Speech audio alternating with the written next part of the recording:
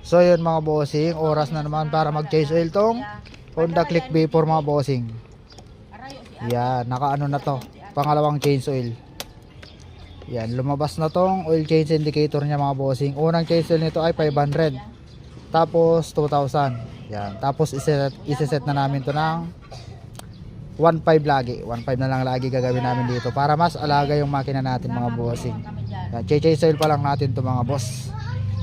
Yan, gamit natin si Shell Advance ang ginagamit namin mga bossing. Yan. Mula umpisa, Shell Advance ang ginamit namin mga boss. Yan. So yun, i-ano muna natin, i-drain muna natin yung langis, tapos palit gear oil na nito mga bossing. So yun mga boss, i-change oil lang namin to Honda Click B4 mga bossing. Yung may-ari nagagawa. Yan, may 12mm dyan, pitikin mo ng pakaliwa.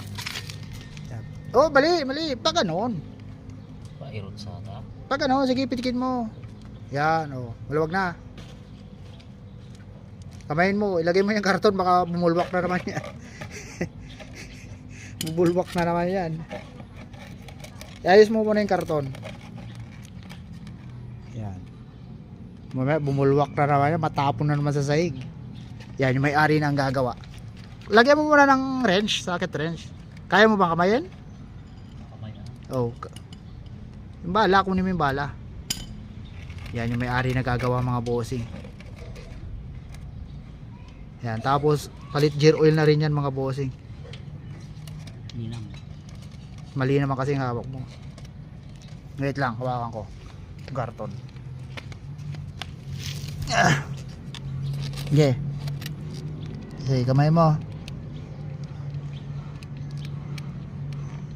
Yun, malapit na. Yun. Muntik na naman. Ang linaw pa ng langis niya mga boss, oh. Yun, malinaw na malinaw mga boss. Yun lang. Ito dilaw. Alin? Oh, yan, pwede yung basahan yan. Yan, malinaw pa yung langis niya mga boss, eh.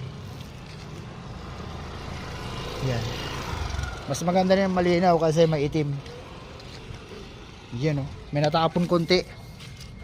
Yan. Malinaw pa yung langis, oh. Yan, malinaw pa mga bossing. Yan. Tapos, ang set na lang dito mga bossing, every 1.5. Every 1.5 lang gagawin. Ang linaw ng langis, oh, yun, oh.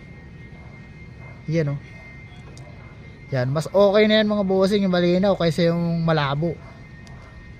Yan, oh. Yan, pagkatapos niya mga bossing, gear oil naman susunod natin. So yan mga bossing, magsasali na tayo ng